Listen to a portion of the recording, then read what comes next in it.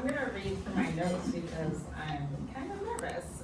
This is actually the first time I am moderating a panel with art historians. So I'm very excited. So yeah, welcome everyone, and thank you for attending this discussion and our closing reception. So please stay afterwards. We'll turn the music back on, eat more snacks, have more sangria, and come talk to us. I can't believe that 4 months have already gone by, and I want to thank all of the artists who are in the room.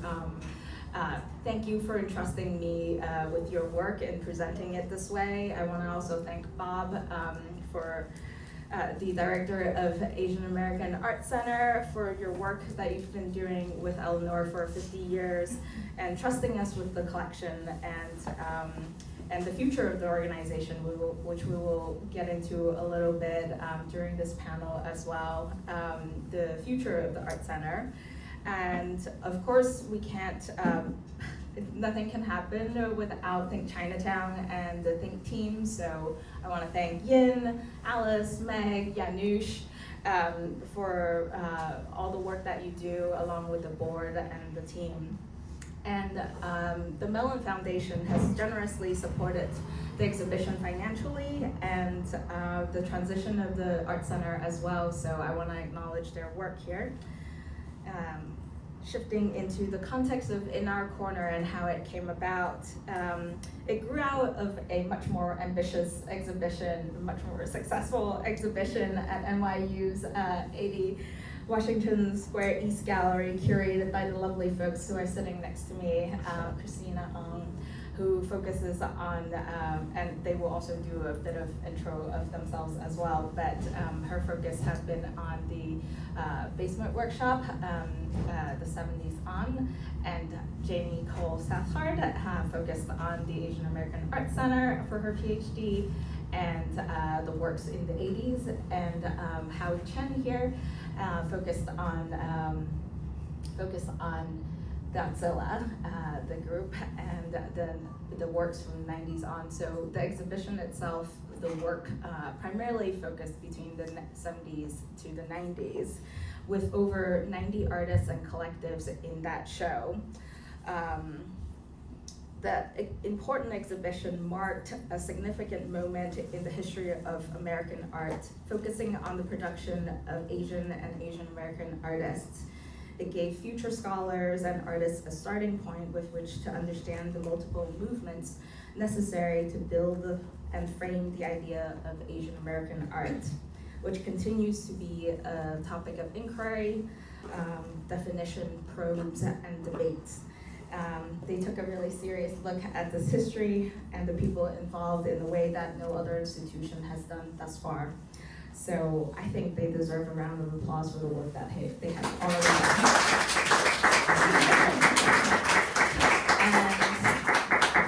And it was a great privilege that they invited me to do this extension companion exhibition. I'm very grateful to them.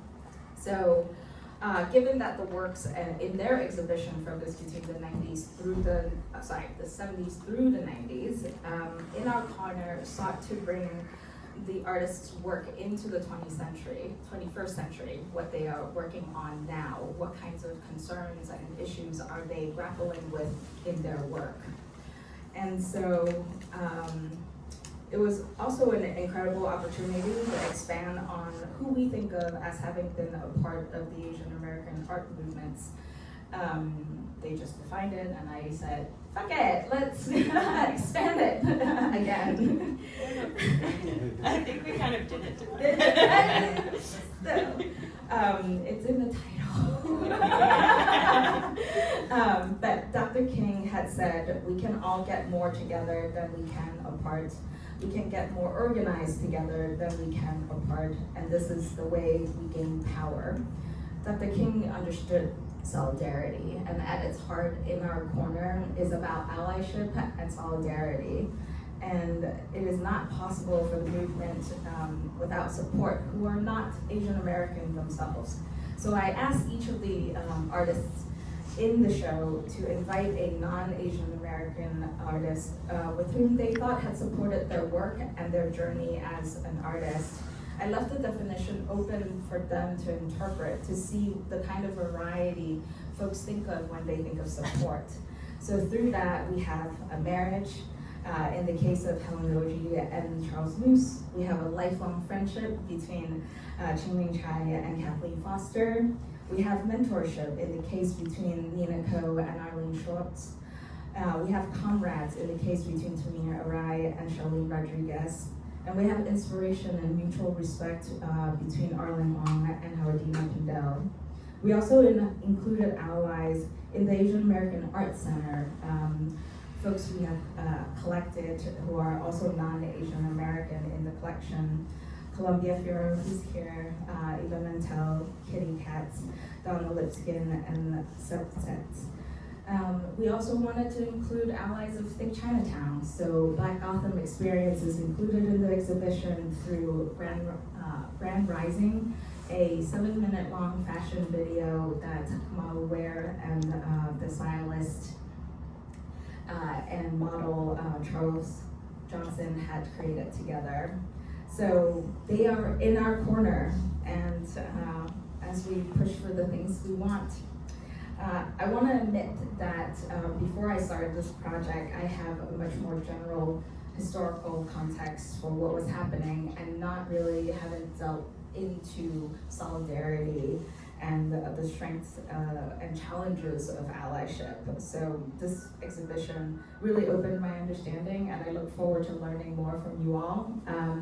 Without further ado, I would love for each of you to share a little bit of your bio, what you're working on, and yeah, let's kick off there.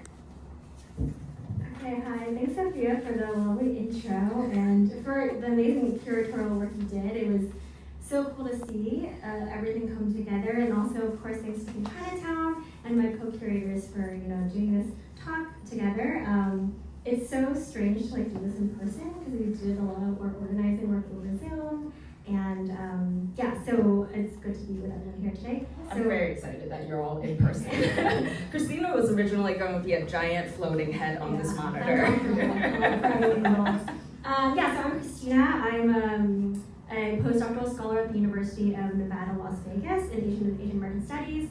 In the interdisciplinary gender and ethnic studies department there. I'm a sociologist by training, but I find a lot of methodological home in ethnic studies. And I learned a lot from my co-curators and about art history and about professional curatorial work. So I'm really glad to have that interdisciplinary work and training with them. For my own research, I studied the history and the impact of the Basic Workshop, which was the first Pan-Asian political and arts organization that operated on the East Coast of the US from roughly 1969 to 1986, formerly 1970. But my work right now is looking at how broadly diasporas are made and created through political organizing and through arts work. So that's sort of what I do, and I use basement as a case of those things.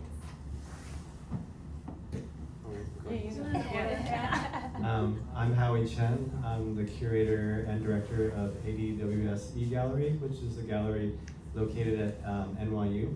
I'm a curator by trade, and I work across different interests, and one of them is thinking about Asian or Asian diasporic or Asian American art and art production. So I worked on, one of my entryways into thinking about this topic was to look at the history of Godzilla, Asian American Art Network, which was an advocacy group in the 90s. There are a few members here that were part of it, and they were key in advocating for inclusion in the art field, for curators, for artists and writers. It was a way for me to explore different people that I encountered along the way when I entered the art field. That different people like Karen Higa and Eugenie Tsai and Lydia Yi, just to be able to understand their histories and their encounters, and I knew that Godzilla figured into their formation, so that was my entryway into looking at that, and then met Jayne and Christina along the way, and we dreamt up something that really tried to manifest all of our interests, and that led to Legacies, which was at NYU last year. Yeah, and the wonderful book that you've edited is sitting right on the shelf, which is where you kept looking. I want to acknowledge it.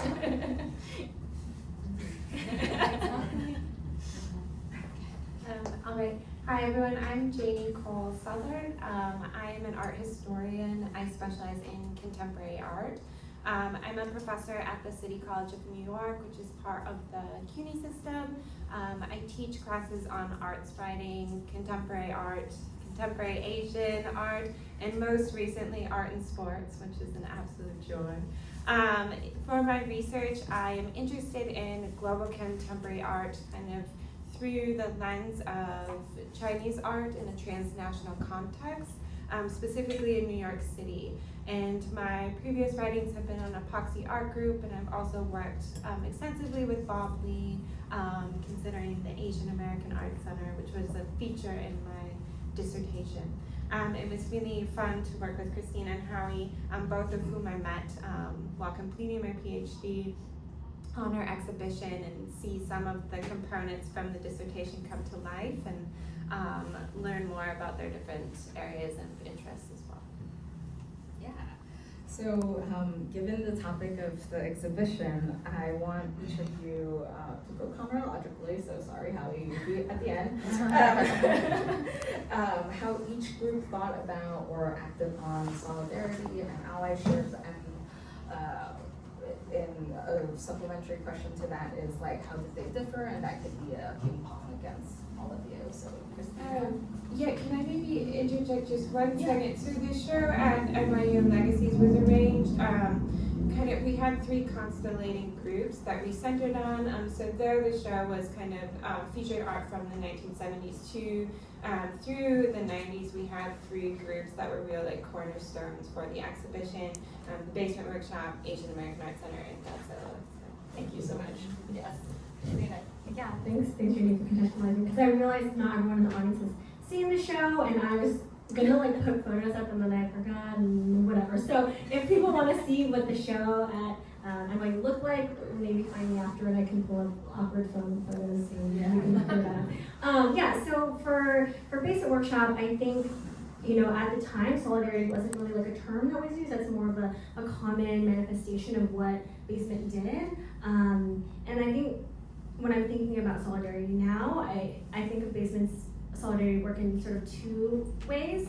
The first being through like intra-ethnic or intra-pan-ethnic Asian American solidarities, right? Because at the time, Asian American wasn't a term that was in existence until 1968. And so when Basement was in its early years, there was still a lot of discussion about like, what does this term mean? How do we embody this? Who's included in the label Asian American, which we are still seeing today, right? It's this amorphous container, which I think our show tries to get at. It's not this static definition or demographic group, but it's this thing that we can hopefully see ourselves into. And to Basement, I think in the early years, found solidarity work through bringing people in together. So disparate ethnic groups that previously were not organized together, like Japanese Americans and Chinese Americans primarily, they organized together for anti-war efforts, right? Anti-Vietnam War organizing, for solidarity with,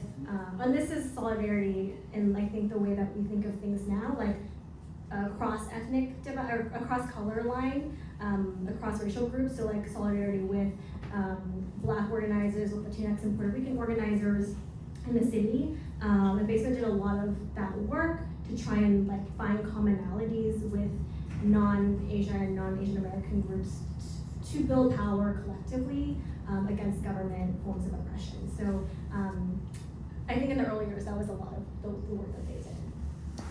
You said that was the first way. What was the second? Oh, sorry. Yeah, the second way was through across color divide, right? So not just within Asian American organizing, like finding solidarity within other Asian American groups or Asian ethnic groups, but across racial divides. I'm next. Hi, Bob. It's so nice to be able, like I can talk to you kind of and about you. So some of my work that I brought into Legacies was from the Asian American Art Center, which was an arts organization in Chinatown, started in the 80s. The collection still exists, and some of it you'll see on display in the room next door, right? And Think Chinatown is actually working very closely with Bob to kind of go through the collection, and we all hope that we get to see more and more of it as the years go on. The question of allyship, I think, the one way I think that you could answer it, from my understanding, again, I'm like talking to Bob here, but I think the Asian American Art Center was kind of concerned with groups in the community such as Concalable House, and also had kind of a diverse roster of artists in the collection that extended beyond, Asian American identity.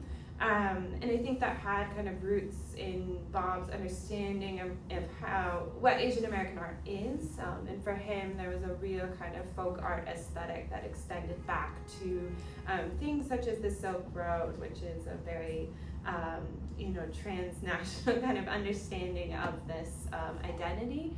But one thing I think I personally am interested in the relation to our show is this idea of allyship via placemaking. And I think there were a number of exhibitions at the Asian American Art Center that were interested in that, such as the public art exhibitions in which invited artists to design kind of unrealized monuments in Chinatown to act as kind of a signifier that folks were here. And I think that could be a way to think about allyship as well, in kind of asserting yourselves within your own community via art.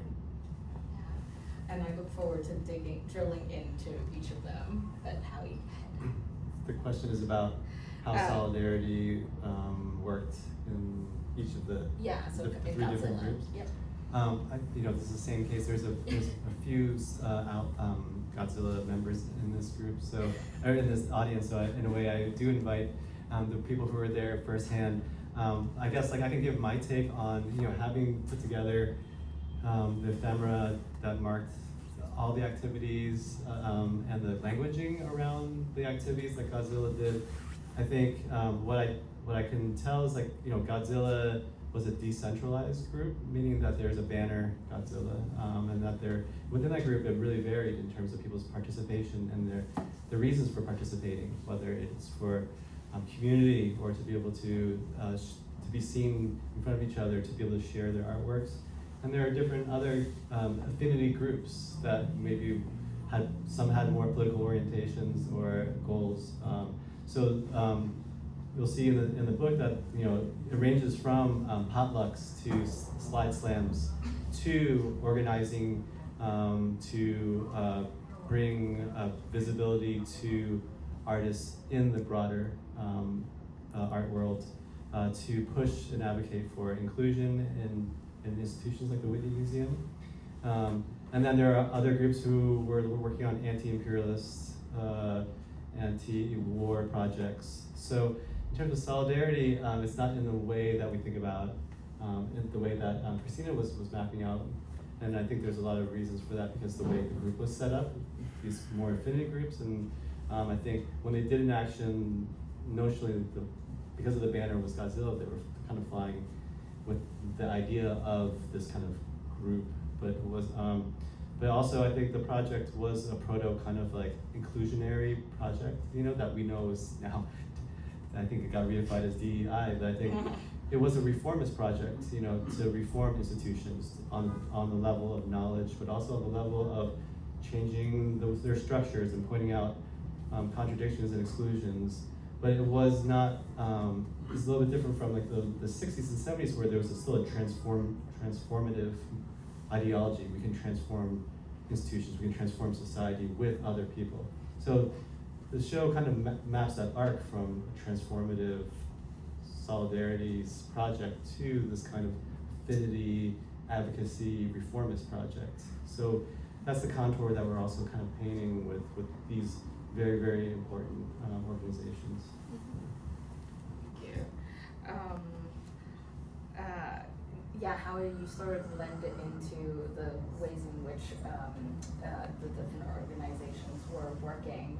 Do either of you have anything you want to add to what Howie had said and how they operated differently?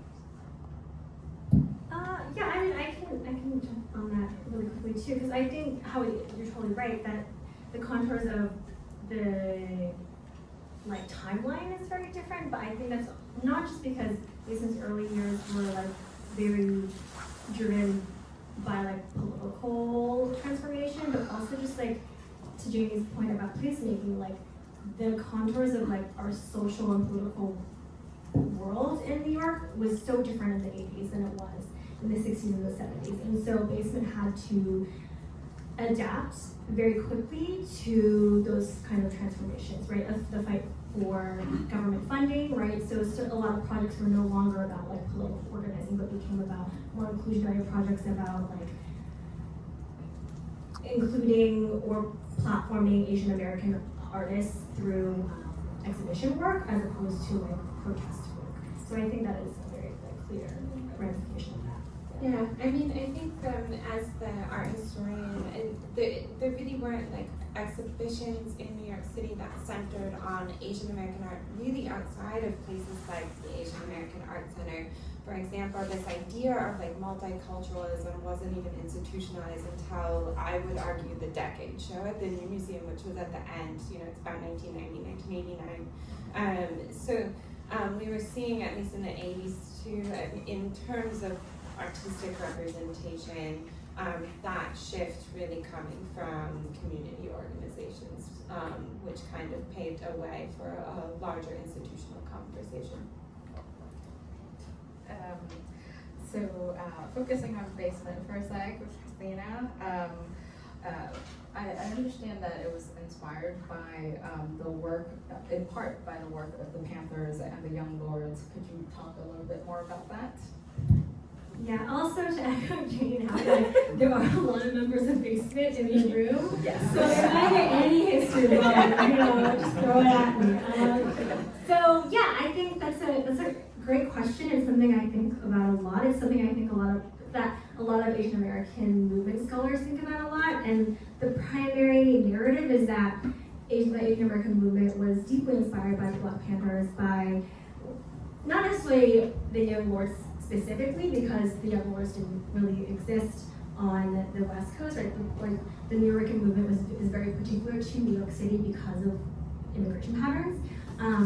But I think it's also important to recognize that like movement organizing is not linear and it's not like a one-way conversation. Like Black Panther movement activists and Black radicals broadly were very inspired by Asian American and Asian like political organizing, not just like Asian Americans, but broadly like communist movements in Asia, so North Korea, Vietnam, and China specifically. And I think it's really important for us to think about it as like a two-way dialectical movement, and not just like Asian Americans only gained inspiration from this and they didn't take anything from it. So I think in some ways it's hard for me to think about the word inspiration because it makes it feel like one-way conversation. But it is true that there was a lot of conversation with Black radicals and the New Yorker movement, with basic members specifically, but also just like the Asian American movement at large. All these things were happening at the same time alongside like anti-Vietnam War and anti-war movements broadly. And so, yeah. Does that answer the question? Yeah, Okay. yeah, it does. My ADHD is like going around, so. Why do you think I have a piece of paper that helps anchor me? I guess, given what you've just shared of this kind of more fluid exchange that is actually both international and local, I guess, I don't know if this next question still applies very well. I was going to ask how did these inspirations manifested in your work for the community, but I guess inside of what you just shared, what is the exchange and how that manifested in either camp, really? Yeah, that's also a great follow-up. There was a lot of exchange. I won't say that it's like specifically like Black Panthers, but I think Black radical organizing sort of broadly. So the most specific example I can think of is during the Confucius Plaza protest. So for those of you that don't know about it, basically when the Confucius Plaza was being built, the construction builders weren't hiring any Asian American construction workers, and so there was a huge employment labor fight to sort of get those construction jobs to people who lived in Chinatown in the community, because that was what was going to impact them the most. The organizer, like the Asian American organizers who were sort of leading that fight, really gained a lot of training and lessons from Black and Latinx construction workers who had sort of gone through their own battle, kind of trying to get jobs in their own communities. So that's one specific way that I can think of that, like, tangibly there was like resource exchange. But then broadly, like ideologically, Black radicals and Latinx radicals learned a lot from the Little Red Book, which we can argue there's like pros and cons to all of that, of course. Yes. But there was a lot of ideological exchange and like reading groups and like deep dissection of what political theorizations were happening at the time, not just in Black and Latinx groups, but also in Asian America too, right? Like, what does like now mean when he says like these certain things, right? And so that was happening like in all these kinds of leftist radical organizing spaces. Shifting to Jayne, the Art Center was part of an outgrowth from the basement workshop. What were the effects? How did the Asian American Art Center work differently from basement? Ooh, well, I think we should give credit to the Asian American Dance Theater first, which was started by Eleanor Young, one of the first kind of organizations to focus on Asian American dance. From the Asian American Dance Theater, evolved the Asian American Art Center. And the Asian American Art Center operated akin to, a gallery space community arts organization. At the time of that kind of transfer, Bob Lee became the head curator and in charge of the center. And there were many kind of key differences. I mean, one is that it was centered exclusively on the arts programming, though the effects of arts programming, at least from the Art Center's perspective, did have kind of roots in activism and social justice and community issues. It was a collecting institution as well, meaning that Bob acquired works from Asian American Art Center.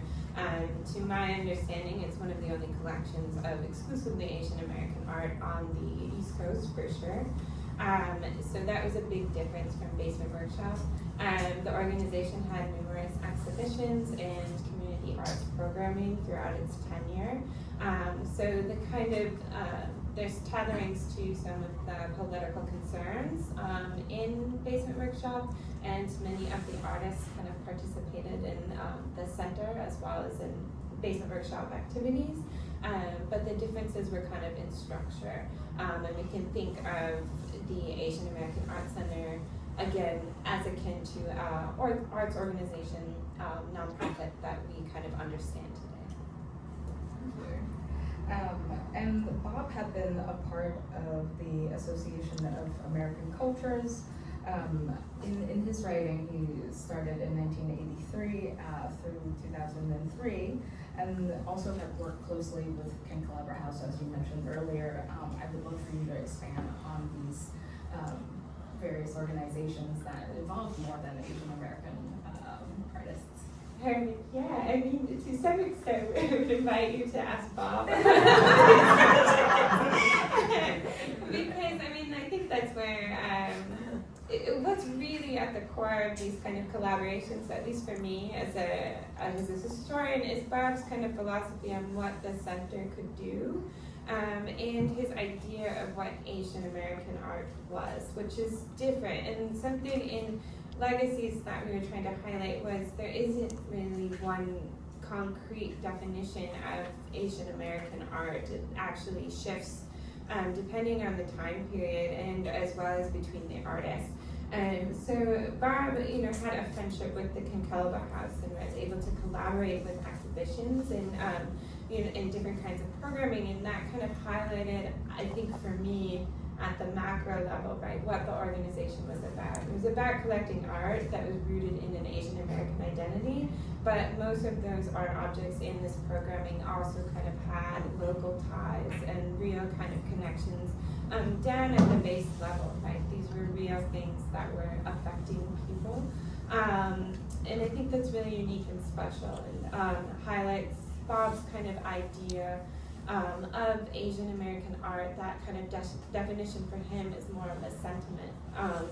And I think that he felt many people could kind of feel, or relate to it. I think one of the interesting, if we're bringing it all up to the future, because that's what our history can teach us about too, is when I was researching for my dissertation, I had a long conversation with Bob about a kind of unrealized project about that expressed his concepts of Asian American art via the Silk Road. And this for him was a truly Asian American art exhibition that had connections to this kind of folk art idea. But I was really kind of struck because the artists in the roster, there weren't actually that many that we could qualify as Asian American from a demographic perspective. And I think something like that for me was really striking. It's a very different way of understanding what Asian American art could be. Wonderful. I was thinking you would go into the Ancestors show in '95. I wanted to talk about the Silk Road show. Yeah. Okay. Howie, as Godzilla as a group was dedicated to fostering representation, in your estimation, were they successful? And in order to do this work, the engagement of non-Asian American artists and organizations were necessary. Talk a little bit about these engagements, collaborations. Sure. I think I want to point out, that, I think Karen Higa had described Godzilla as being anarchic. And I guess I want to give a shout out to, who is credited as the three founders of Godzilla, which is Ken Chu, Margo Machida, and Bing Lee.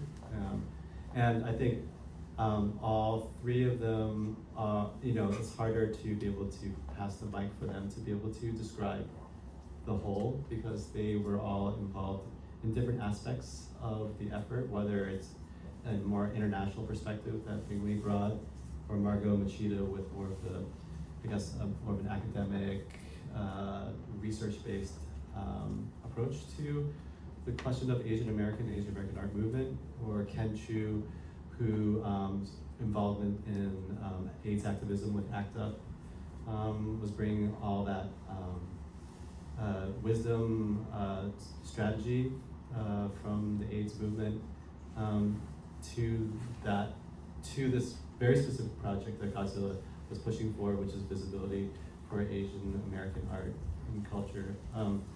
I also want to point out too, just thinking about the long view, is that a lot of this stuff, especially Godzilla and these projects, are underwritten and on the shoulders of civil rights movements, and feminist movements and AIDS activism, among others. So it's really the kind of that long history, but also the tactics, the strategies, and the software is alongside this groundswell. So when you ask who else were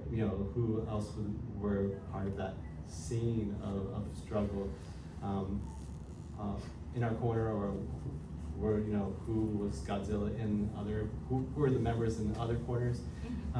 So I think I just wrote down a few involvements, because members that were in Godzilla were also involved in other stuff, not only ethnic stuff, cultural stuff, but also other things. So a few involvements Guerrilla Girls, there were members in Godzilla. There were also in Guerrilla Girls, Pests, Heresies, Coast to Coast Woman Artist of Color, New York Asian Women's Center, of course ACT UP, Apicha, later on, Kapimni, just like to name a few, that all these things were happening alongside each other.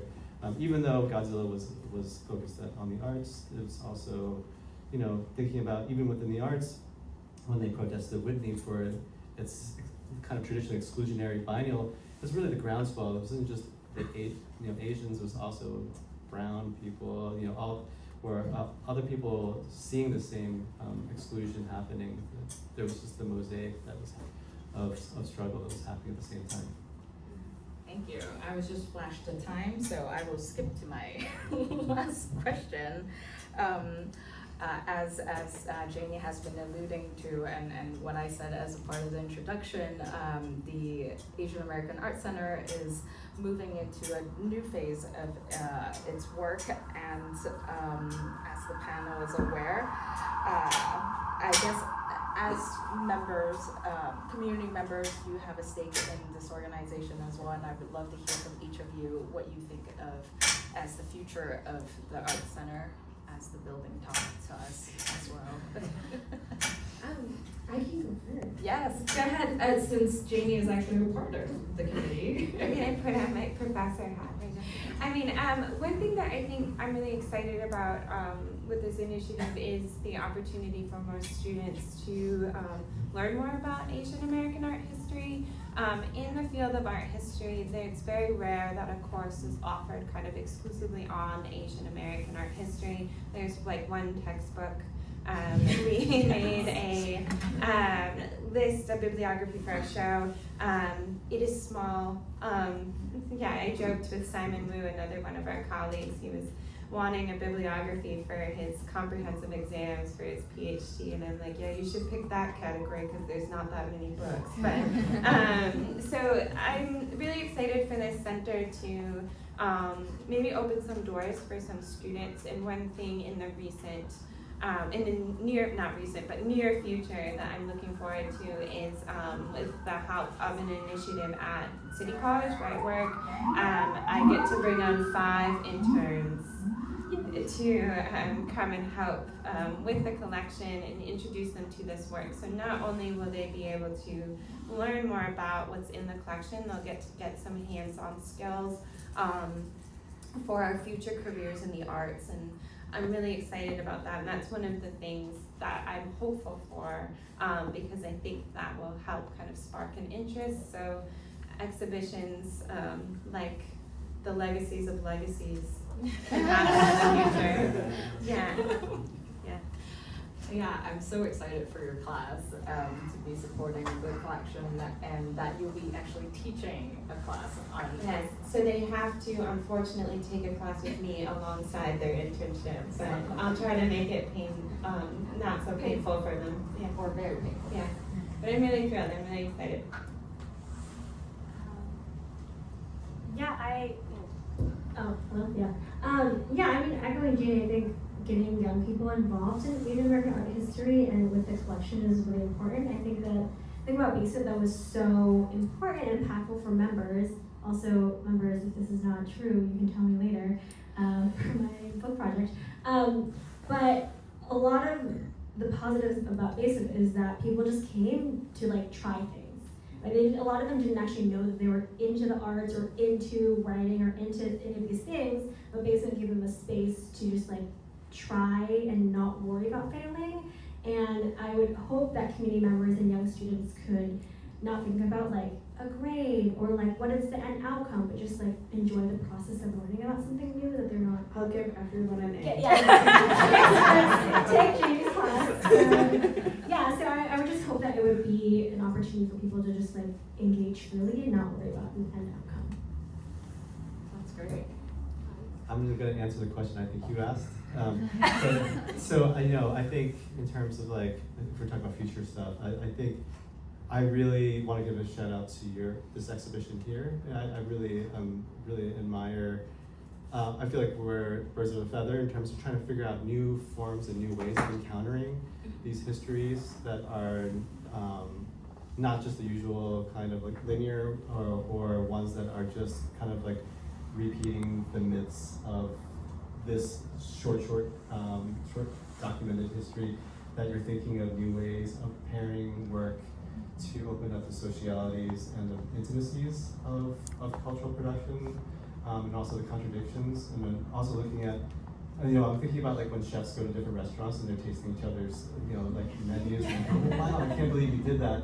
I was really appreciating even, on the textual level, the way you mapped out the way we can encounter not just the images and the artists, but also the way you can think about it on a written level, and also including the artists' voices. And I feel like we were trying to do that with Legacies too, to encounter these histories, not the way big museums would do it, because we want to do it the way we would like to encounter, how we actually witness our community or our arts, and also ask who we are, like when we say our stuff. So I think that's the envelope. It's not like we can't wait for a bigger museum to do the show. They can do that show, but I think the real work is really teasing out these nuances and realness. Oh my goodness. I think just to follow up with that, I know I can speak for us all, but your show here, it was such a wonderful compliment because it made us all rethink our own show, and that's what that's what you want, right? It's really inspiring. It made us rethink our own work and really change kind of how we were viewing and defining, what Asian American art history is. Oh my goodness. Thank you. So unexpected. Thank you. This has been an incredible journey to create this show. Okay, I'm gonna pivot and invite everyone to ask questions, but I wanna flip this traditional Q&A a little bit. Given what you've all heard so far, if you ask a question, please feel free to also share with us what you think and what you imagine for the future of the Art Center as well. So ask a question or answer the question or do both. And please speak into the microphone because we're recording. Sorry, I have 1,000 things to say. Okay. But, I'm going to make it brief because you keep pushing the young people. I think that all ages need to engage in this history. I speak to so many colleagues of mine that know very bits and pieces of everything that's going on in the past. So you need to inform not just the art world, community world, but scholars. I mean, it's a big task. And when I started working with Bob, we wanted the impossible, and we were always being put down, and people really didn't align themselves with it. It sounded so romantic, and it's still, I think a very yes/no kind of space, marginal space, and the whole labeling and so forth of Asian American is so broad now. It's not, it's not a concept anymore. So here we go. Make it happen. I might be able to respond to that. I think this is really great. But one thing about our show, and I know Sophia's as well, when we were curating Legacies, one striking thing in terms of engaging scholars and colleagues in this discourse was how much we, as a team, had to reach out to other people to ask questions, and the shows we were looking at for inspiration. It was really quite diverse, and it was something kind of, now looking back, was really quite special, and hopefully it was this two-way exchange that Christina said, and we had a lot of the curators we talked to kind of come and visit later the show when it was open, and but that was a really special kind of thing. So your comments, Nina, I think reinforce the importance of having these conversations with everyone, you know, encouraging all to be involved. Well, I think nowadays it's even more critical, the sensitivity of everything. I'm not going to spell it out, but you know what it is. It's so delicate, and unfortunately we have to step around in so many gardens of where things were flowering, and then we have to maybe put different sheds over them, you know. Different veils, different things are more transparent than others. Thank you, Nina. Questions? No questions? Joe?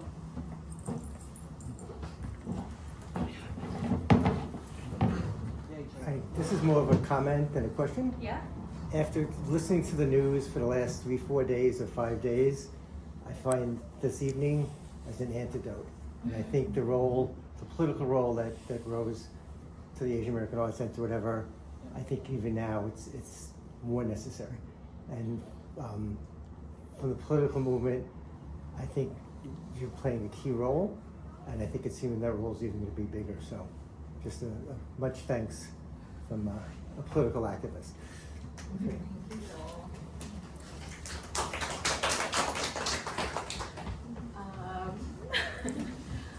Questions, thoughts? I want to make a comment. I talked to Greg Cholette, you know, who curated that urban townhouse.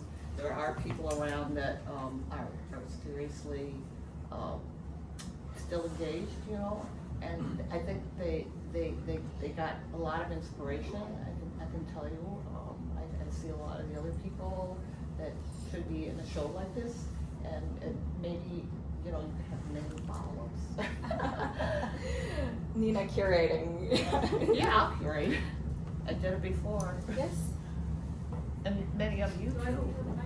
You curated. Yes, please come. I'm curious, for the panel, since you talked about the different generations of putting these three groups like in the timeline, can you talk a little more about like any intergenerational activities and how you consider whether it's the longevity or maybe the ephemeral nature of such groups or similar groups and movements?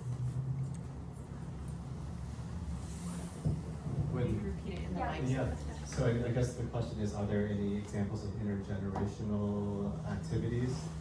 Because we talked about these kind of silos of decades. I guess like you had mentioned that we should point out a few examples from our show and your show. I think Sophia Ma would be probably a great example with her work with the Chinatown Art Brigade. And I don't know if intergenerational would be one of the first adjectives we call that, but definitely there is not like wisdom across different peoples and different time periods that are going into that project. So it's, and also knowledge of the histories of Chinatown being kind of exchanged, that's happening and the actions that we're doing. So maybe that's the first one I would start with. Yeah, and I would say that the work that Big Chinatown does here would enter into that very well as well.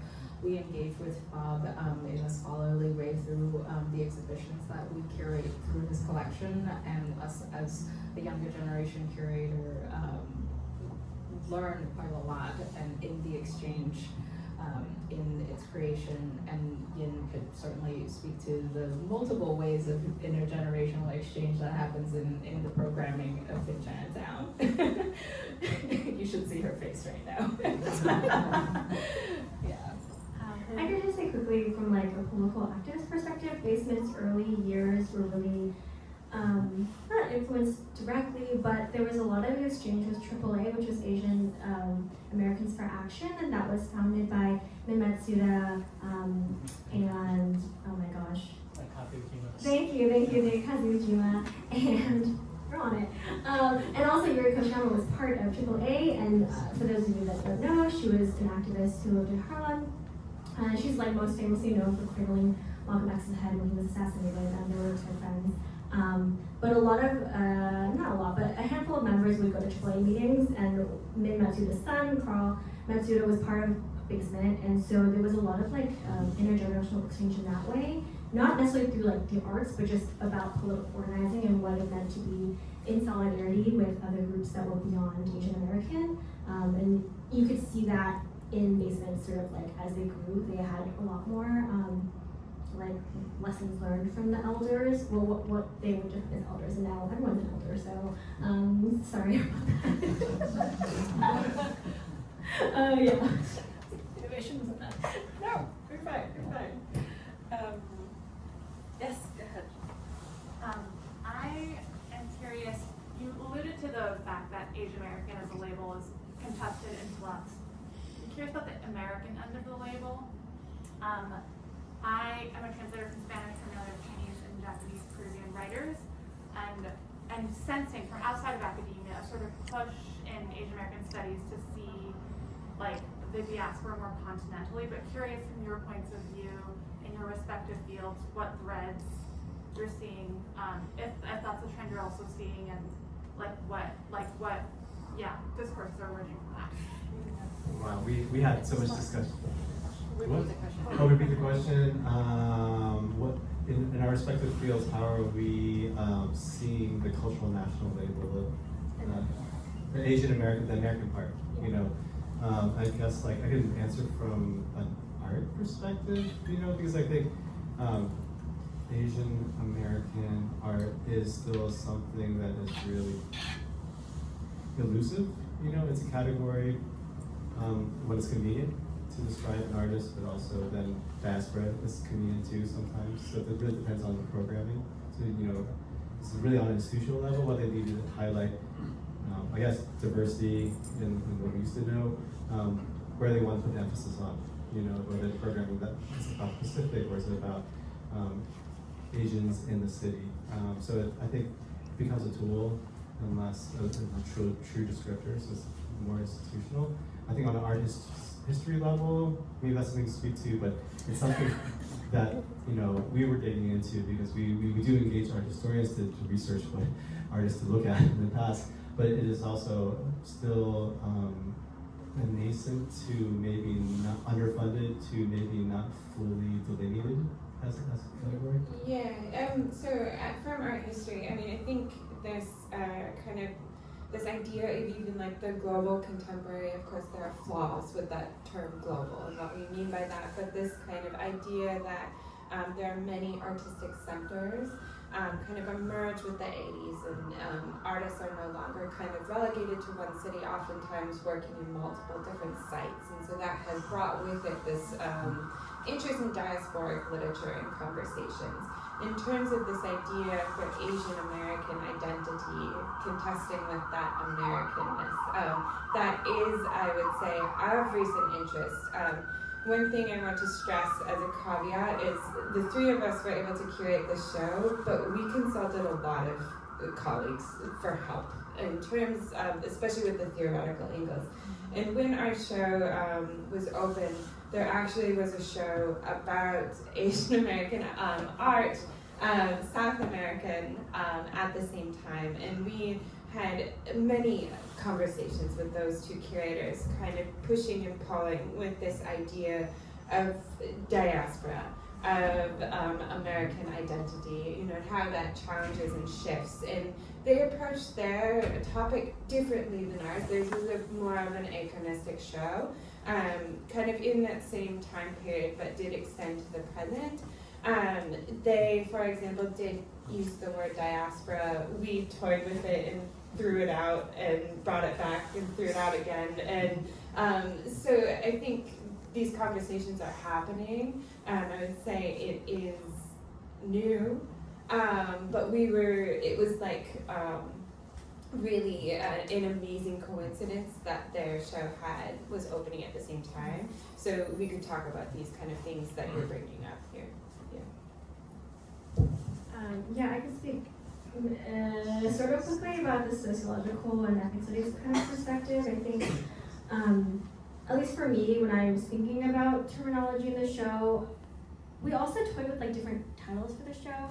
I think we settled on like including in New York City as like a very like intentional cue to signal that like identity or labeling is very site specific, and that like for the most part, we're trying to identify artists that identified as Asian American, but we had artists in the show that would probably not define themselves as Asian American, would not be seen as Asian American, but at least from a social perspective, I was like, well, racism in the US is totalizing, so even if folks don't identify that way, like institutions, the public writ large, they're going to see an Asian face and say, okay, you must be Asian American, or whatever stereotypes they have about you, whether or not that person identifies in that way or not. And I think grappling with that is something that like sociologists really struggle with, which is why ethnic studies I think is really conducive to thinking about the messiness of categorization.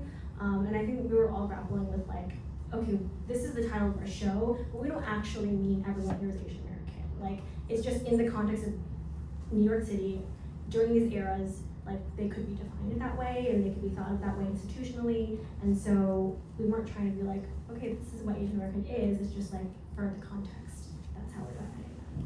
I just want to add one thing, just thinking about, I'm also just on a level of, we're talking to artists, you know, marginalized artists, stuff like that. Just thinking about the relevance of the politics of belonging, you know, that used to be the thing that underwrote cultural national labels like Asian American, like am I American?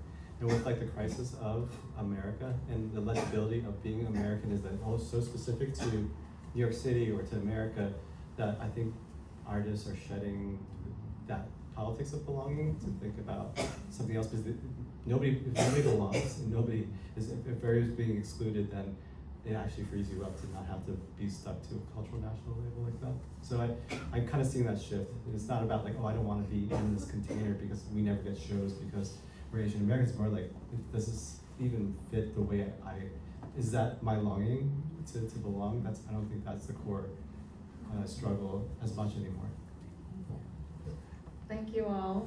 Thank you to our lovely panelists. I also want to acknowledge all the artists in the room. If I could have you all stand as I call your names. We have Nina Ko. We have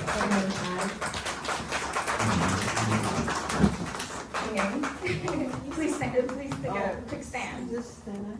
Yes, just stand up. We have Parsons Foster.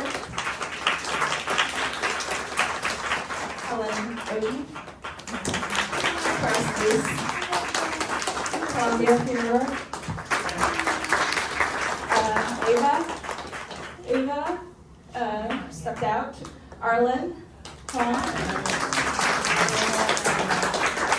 I missing anybody? My lovely curatorial assistant, Colleen. And Yadush, of course. Thank you everyone for coming to this conversation. We're going to turn the music back on. Please feel free to hang out. And also Sophia Ma, our wonderful curator. And all the wonderful curators from Legacies. Such great shows. Both of them so important. I learned a lot about being Asian American, about being an arts lover, about just being a New Yorker from both of these shows. So grateful to have seen it. So glad to have met all you beautiful artists and see those that I know well again and again. Thanks for coming out to your space. Remember to go touch those ceramics pieces. They're so beautiful to touch. Just imagine drinking a cup of tea from them. And tomorrow, remember the last gallery hours. So tell all your friends tomorrow, last chance for romance, 3 to 6 p.m. and a wonderful screening. You can see Baby Bob and Baby Arlen talk on the screen about the old days. Thank you so much, and to all of you that we spoke about today, I hope we got it okay. But if we didn't, too bad, that's how you're going down in history. We got it recorded. But please come and tell us if we got it wrong. Yes, please do. Thank you so much.